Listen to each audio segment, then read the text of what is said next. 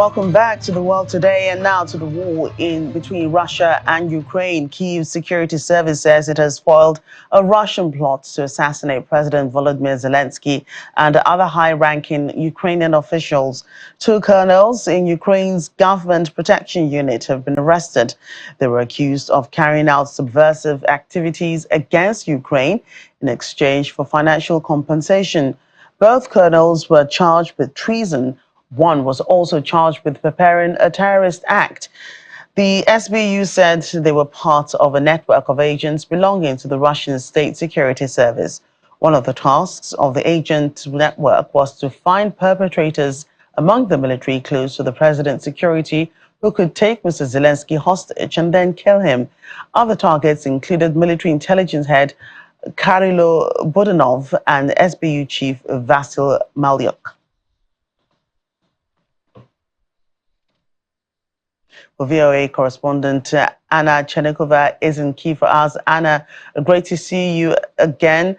Another failed assassination attempt on Ukrainian President Volodymyr Zelensky. What update can you give us at this time? Good evening. At this point, the only official comment and official announcement of this incident, let's put it this way, was from the Security Service of Ukraine. So President Zelensky did not comment yet on this news, and neither Mr. Budanov, the head of Ukrainian intelligence, the head of Ukrainian special service provided the information that more or less you've already mentioned, but additionally, what we know that two people were arrested, and these two people who reportedly were preparing this assassination attempts and were not only just preparing the attempts, but also were working for the Russian special services, also providing security information under the confidential statements. So these people were arrested, and according to the preliminary information, they might get a life sentence at the end of the investigation. And authorities say that the colonels have been searching for willing executors among Mr. Zelensky's bodyguards to kidnap and kill him. Does this call for another reshuffle among the Ukrainian government and military? Because clearly there are moles and spies. This is definitely a worrying sign, because Ukrainian special services, and especially this, during the martial law, this military component that was introduced and sometimes introduced, sometimes strengthened within the security services, definitely need to be under very careful control, definitely. And what we see from what was announced, probably certain actions will be taken, maybe not in general within different areas of the security services and different departments of the security services, but particularly if we're talking about state security department, which was personnel was involved and arrested. I think that definitely we will hear certain certain movements and actions taking place in sometime soon. We don't know if it will be public or not, but I think that certain information will get public, and we will get also additional, probably data on how these people appeared to be the part of this department, and also for how long have they been working for the Russian services. So definitely investigation is expected, and the investigation was already announced by the security service chief. Now, Anna, has Mr. Zelensky faced this kind of situation before, since the war began? Well, according to to the reports from security service and from intelligence, President Zelensky already survived a couple of assassination attempts, and certain assassination attempts were also revealed before actual execution. So President Zelensky is definitely the target, and this is not a big surprise for Ukrainian authorities and Ukrainian society. Of course, president of the state at war would be one of a target, and I don't think that this will, that this will change President Zelensky's public work, because he often gets out to public, but definitely he will probably have certain actions done in order to make sure that people who are close to him, this inner circle of his security, is checked and double checked, probably further. And Ukrainian authorities, the security service, said that the attack was supposed to be a gift to the Russian president before the inauguration. Has there been any official comments from the Kremlin in detailing involvement in this? Russian officials did not comment yet, and I doubt if we will hear, the direct confirmation and direct announcement and reports that, okay, we are behind this. At least this did not happen before, so usually Russian authorities do not really take responsibility for such reports from the Ukrainian side, and not only Ukrainian, just this kind of actions usually are not confirmed by the Russian authorities. So we will see. Maybe some comments will come from the spokespeople or of the Russian top officials. But again, we will see. At this point, we don't have any information about that. And in terms of the, as you said, present for inauguration, this is also exactly what the head of Ukrainian security service said, as apparently this is one of the investigation findings at this point. At a time of war, Anna, certainly people expect anything to happen. So probably they were not really, they knew that something like this might happen. But what's the mood in Ukraine? How are people reacting to this news? You are absolutely right. People have already heard certain similar information before, as we already discussed. It's not the first time that this is happening and getting public. Of course, a lot of such things are not getting public, or getting public months after this happened. Ukraine. I cannot say that Ukrainian society is either surprised or the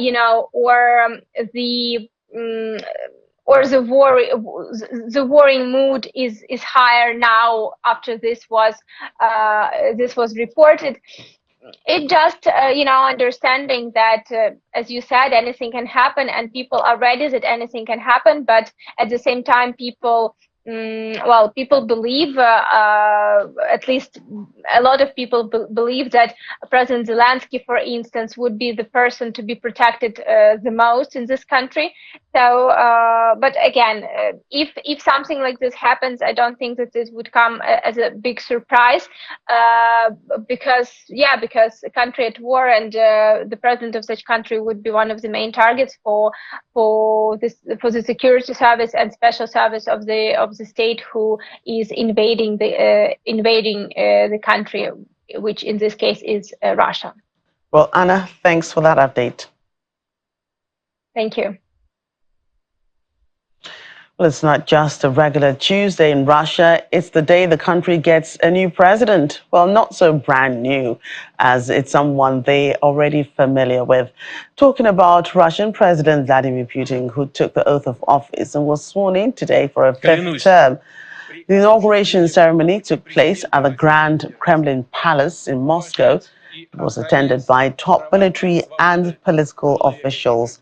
Speaking at the inauguration ceremony, Mr. Putin thanked the people of Russia for the trust and support they have accorded him so far. The 71-year-old secured a fifth term in office in the March election that critics said lacked democratic legitimacy. He gained 87.28% of the vote, weeks after the death of his most vocal critic, Alexei Navalny, in an Arctic prison. The UK, US, and many European nations boycotted the ceremony after dismissing Russia's elections as a sham.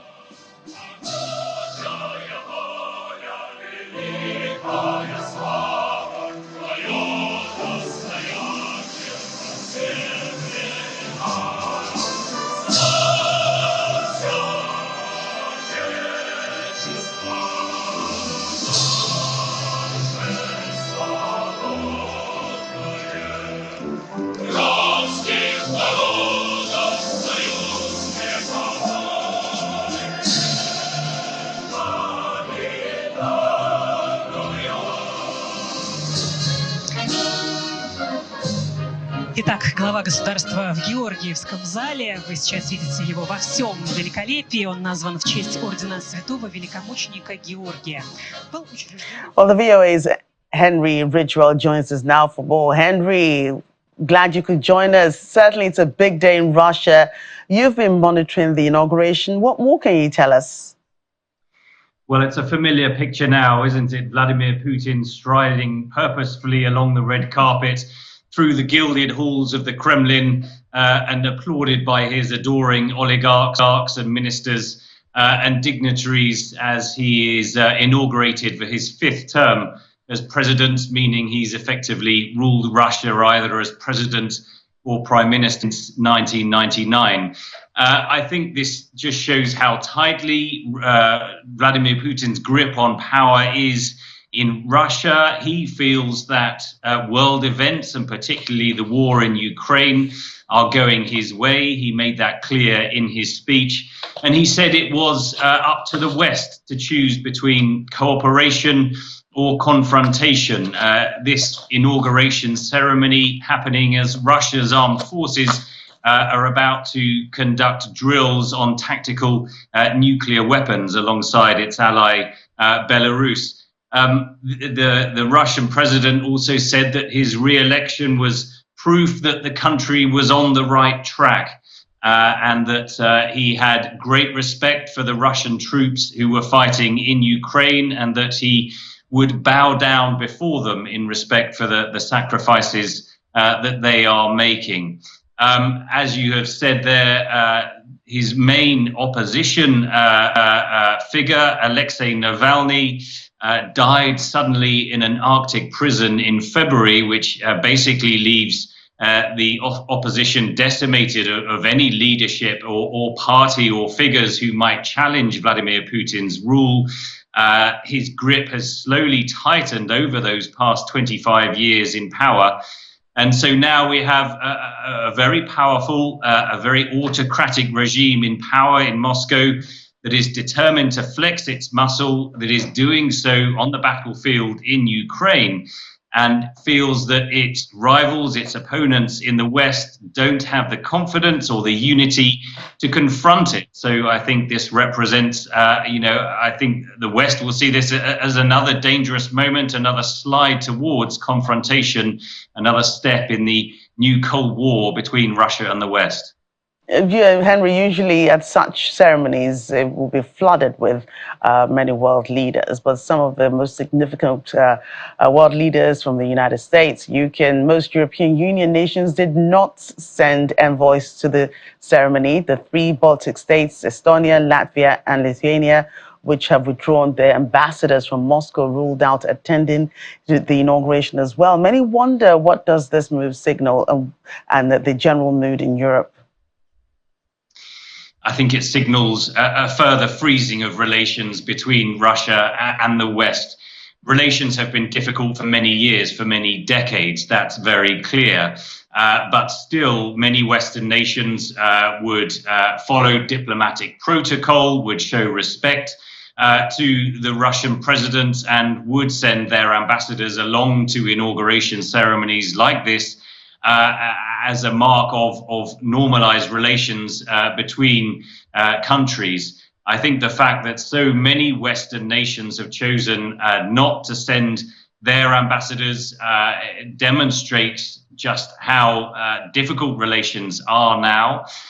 France is the only nation really in the most powerful Western nations to have sent its ambassador to the ceremony, and I think that perhaps reflects France's ambitions to be the sort of maker that can perhaps strike a deal between Russia and the West, the one that wants to keep dialogue open between Moscow and Brussels and Washington, to not cut off ties entirely. Also bear in mind that President Macron over the past few days has been hosting Chinese President Xi Jinping in France, and perhaps given that the dialogue he has been having there over China's support for Russia in the war in Ukraine, also wants to keep those channels open with Moscow as well.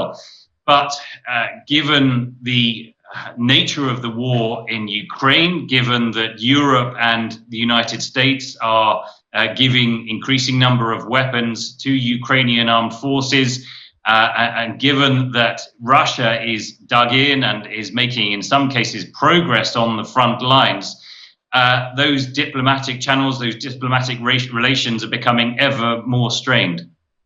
And Mr. Putin's first inauguration ceremony took place in May 2000, but so much has changed 24 years down the line, the latest being the invasion of Ukraine.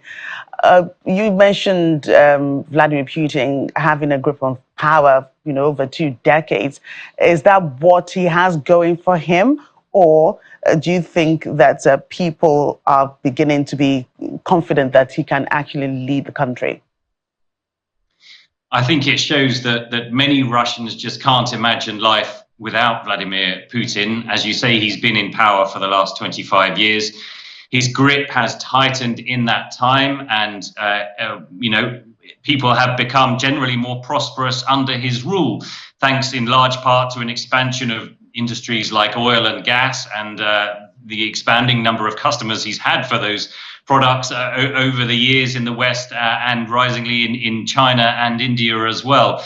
And Russia continues to prosper from some of those industries too. And he uses a mixture of that kind of economic pragmatism alongside nationalism and increasingly conflicts, and now in Ukraine, but of course more recently in Georgia, in Chechnya.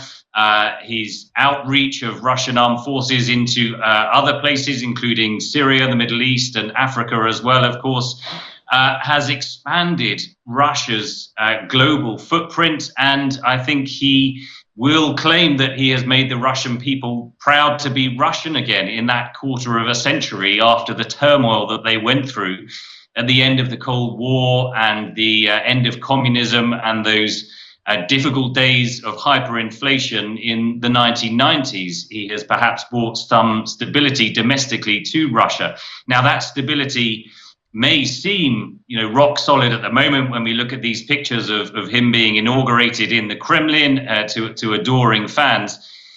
But, on the other side, regimes like this tend to come to an end suddenly and without warning as well. And I think that's the optimism that the West is clinging to. They will look to events in Russia last year with Yevgeny Prigozhin and the Wagner Group, who launched ultimately an unsuccessful coup attempt, essentially, on Moscow.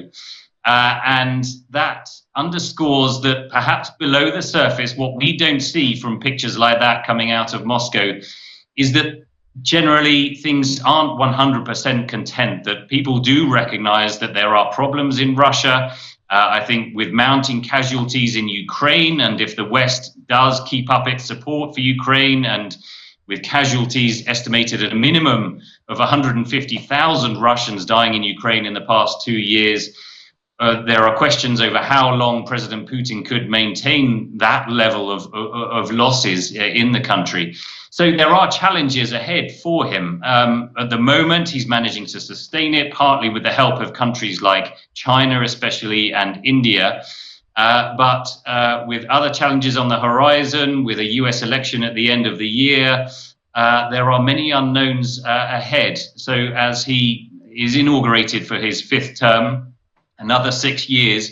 If he completes that, he will outstretch Stalin as the longest serving leader in Russia since Catherine the Great in the 19th century. So his legacy is assured, but undoubtedly challenges lie ahead for him and for Russia. Right. I must end with this, Henry. Earlier I was speaking to Anna Chernikova, also the VOA, on the assassination attempt on the Ukrainian president, Volodymyr Zelensky. And, Ukrainian officials have said that it was supposed, if it was successful, it was supposed to be a kind of inauguration present for the Russian president as he was, as he took his oath of office today.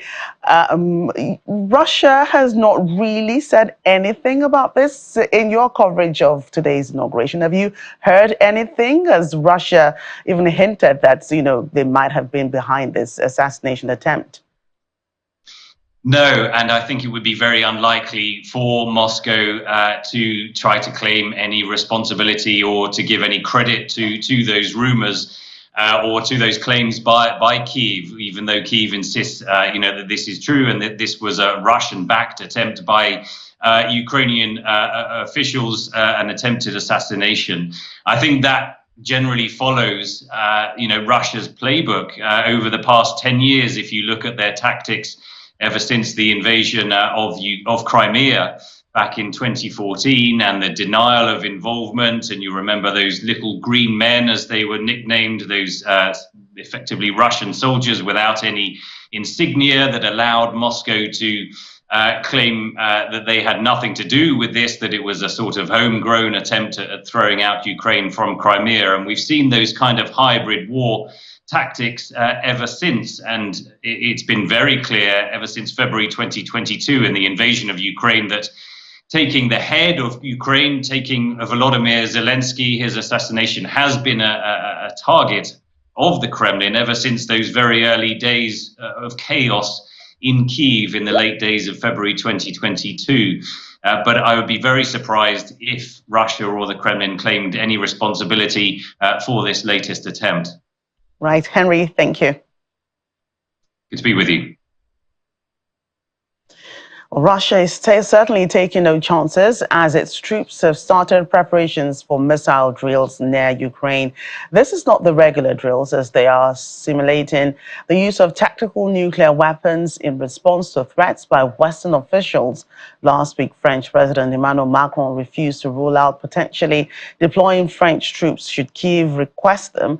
And the British Foreign Secretary David Cameron said that Ukraine had the right to use British weapons for strikes within Russia.